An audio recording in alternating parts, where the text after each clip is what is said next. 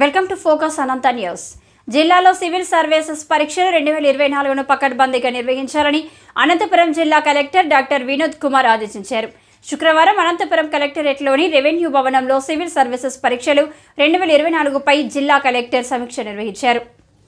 ఈ సందర్భంగా జిల్లా కలెక్టర్ మాట్లాడుతూ సివిల్ సర్వీసెస్ పరీక్షలను నిర్వహించేందుకు అన్ని రకాల ఏర్పాట్లు పూర్తి చేయాలన్నారు. సివిల్ సర్వీసెస్ పరీక్షలను జూన్ 16వ తేదీన ఆదివారం నిర్వహించడం జరుగుతుందని, ఈ పరీక్షలకు 2795 మంది అభ్యర్థులు హాజరవుతున్నారని అన్నారు. జూన్ 16వ తేదీన ఉదయం 9 గంటల 30 నిమిషాల నుంచి 11 గంటల 30 నిమిషాల వరకు పేపర్ 1 పరీక్ష, మధ్యాహ్నం 2 గంటల 30 నిమిషాల నుంచి 4 గంటల 30 నిమిషాల వరకు పేపర్ 2 పరీక్ష నిర్వహిస్తున్నట్లు తెలిపారు.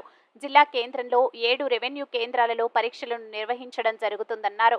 మొత్తం పరీక్షలను పర్యవేక్షణ చేయడానికి 7 మంది లోకల్ ఇన్స్పెక్టింగ్ ఆఫీసర్లను, 7 మంది రూట్ స్పెషల్ ఆఫీసర్లను నియమించడం జరిగిందన్నారు. పరీక్ష కేంద్రాల ఎంట్రన్స్ వద్ద మెటల్ డిటెక్టర్స్ ను ఏర్పాటు చేయాలన్నారు. The supervisor, the concerned legislator, and the scribe if applicable. CPM party Anantapur 1వ నగర కమిటీ ఆధ్వర్యంలో 49వ డివిజన్ పరిధిలో ఉన్న విద్యుత్ సమస్యను పరిష్కరించాలని D3 కార్యాలయాన్ని ముట్టడి చేయడం జరిగింది.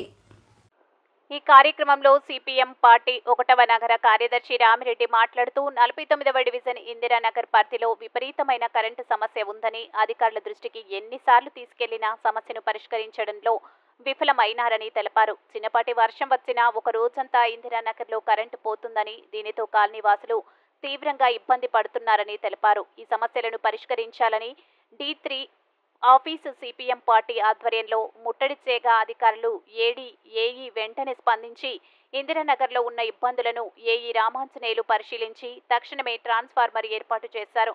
మిగిలిన పనులను 1 వారం రోజుల లోపల పూర్తి చేస్తామని హామీ ఇవ్వడంతో ముట్టడి కార్యక్రమాన్ని విరమింపజేశారు.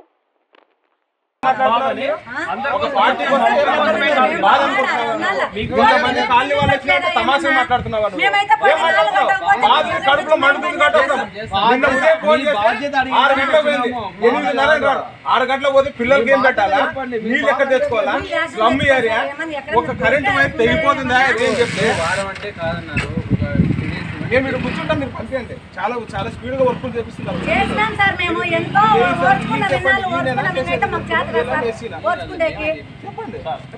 మీరు చూసారు కదా మొన్న కరెంట్ అన్యాయంగా ఉంది.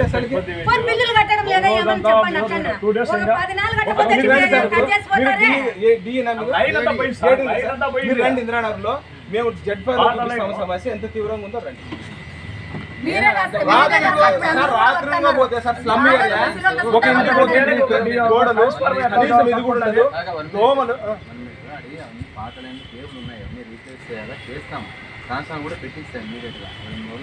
మీరు పెట్టండి సార్, మేము ఉంటాం.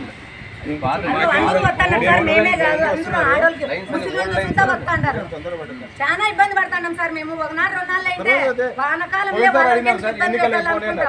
లేదు, పోయినసారి అయితే ఎండాకాలము ఇది మీ వాళ్ళు ఎక్కువ వాడుకుంటారు కాబట్టి లోడ్ ఎక్కువ అవుతుంది అండి సార్. లోడ్ ఎక్కువ అయితే పడిపోతుంటాయి ఎండాకాలం ఏసీలు, ఫ్యాన్లు, కూలర్లు పెట్టి. ఇప్పుడే సార్ ఇప్పుడు పక్కన లైన్ లో పక్కింట్లో కరెంట్ ఉంటుంది, ఇంట్లో ఉండదు. ఏంటంటే అప్పట్లో కండక్టర్ లాగాల 3-5 వైర్లు లాగాల, వీళ్ళు ఏం చేసినట్టు కేబుల్ వేసినారు, కరిగిపోతున్నాయి. మొదటి కూలర్ కేబుల్. ఎవరు సమస్య అది?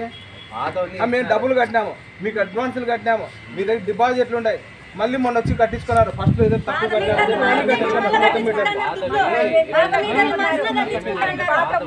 కరెంట్ బిల్లులోను పాత లైన్ కు అమౌంట్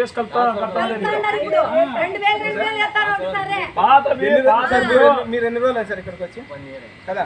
మీరే ఇటీవల రోడ్డు ప్రమాదంలో మృతి చెందిన మాజీ సర్పంచ్ గూగులోత్ వెంకన్న మృతదేహానికి ఎమ్మెల్యే డాక్టర్ మురళీ నాయక్ పూలమాల వేసి అంతిమయాత్రలో పాల్గొని స్వయంగా పాడెమోసిన సంఘటన మహబూబాబాద్ జిల్లా కేసముద్ర మండలం సబ్స్టేషన్ తండాలో చోటు చేసుకుంది.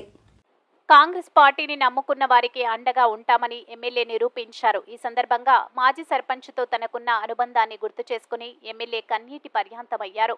బాధిత కుటుంబానికి పార్టీ పరంగా అన్ని విధాలుగా అండగా ఉంటామన్నారు. ఎమ్మెల్యే వెంట స్థానిక ప్రజా ప్రతినిధులు, కార్యకర్తలు తదితరులు పాల్గొన్నారు.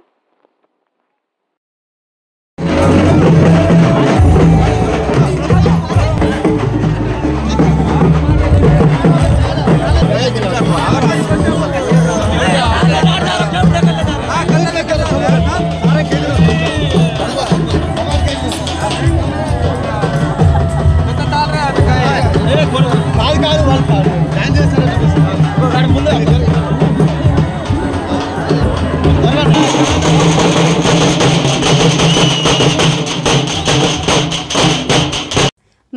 నిజామాబాద్ జిల్లా కురవి మండలంలోని పెద్దతండ, బంచరాయితాండ, బంగారిగూడెం, చౌలతండ గ్రామాల్లో ఉన్నటువంటి ప్రాథమిక పాఠశాలలో శుక్రవారం పీడీఎస్యూ రాష్ట్ర నాయకులు బానోతు దేవేందర్ తన పుట్టినరోజు సందర్భంగా మండలంలోని ఉన్నటువంటి ప్రభుత్వ పాఠశాలలో చదువుకునే పేద విద్యార్థులకు నోట్బుక్స్, పెన్నులను పంపిణీ చేసి గొప్ప మనసులు చాటుకున్నారు.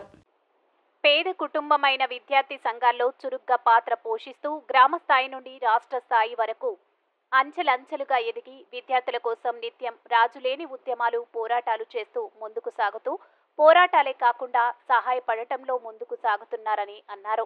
ఈ సందర్భంగా పీడీఎస్యూ రాష్ట్ర నాయకులు బానోతు దేవేందర్ మాట్లాడుతూ ప్రభుత్వ పాఠశాలలో విద్యను అభ్యసిస్తున్న నిరుపేద విద్యార్థులకు భవిష్యత్తులో కూడా నా వంతు సహాయం చేస్తానని అన్నారు. ప్రభుత్వ పాఠశాలల్లో చదువుకునే విద్యార్థులు మంచిగా విద్యను అభ్యసించి తల్లిదండ్రుల పేర్లు, ఉపాధ్యాయుల పేర్లు, స్కూల్ పేరు నిలబెట్టి మంచి స్థాయికి ఎదగాలని కోరారు.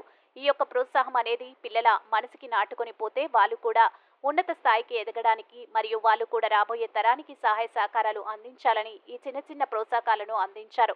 ప్రభుత్వ బడుల్లో చదువుకునే పిల్లలకు ఇలాంటి గైడెన్స్ ఇవ్వడం మూలాన వాళ్ళు కూడా ఉన్నత స్థాయికి చేరడానికి మరో ధైర్యం ఉంటుందని నా యొక్క అభిప్రాయం. ఈ యొక్క నిరుపేద విద్యార్థులకు గత 5 సంవత్సరాల నుండి పీడీఎస్యూ రాష్ట్ర నాయకులు బానోతు దేవేందర్ విద్యార్థులకు ప్రతి సంవత్సరం తన పుట్టినరోజు సందర్భంగా విద్యార్థులకు నోట్బుక్స్, పెన్నులు సహకారం అందిస్తూనే ఉన్నారు. అంతేకాకుండా రాబోయే కాలంలో కూడా ఈ యొక్క పేద విద్యార్థులకు నా సహాయ సహకారాలు తుది శ్వాస వరకు ఉంటుందని తెలిపారు. ఈ కార్యక్రమంలో విజయ్ నాయక్, పెద్ద తాండవ ప్రధానోపాధ్యాయులు సుధాకర్, బంచరాయి తండ ప్రధానోపాధ్యాయులు లత, బంగారిగూడెం ప్రధానోపాధ్యాయులు శ్రీదేవి, చౌళ్ల తండ ప్రధానోపాధ్యాయులు కేవై లత మరియు ఉపాధ్యాయులు తదితరులు పాల్గొన్నారు.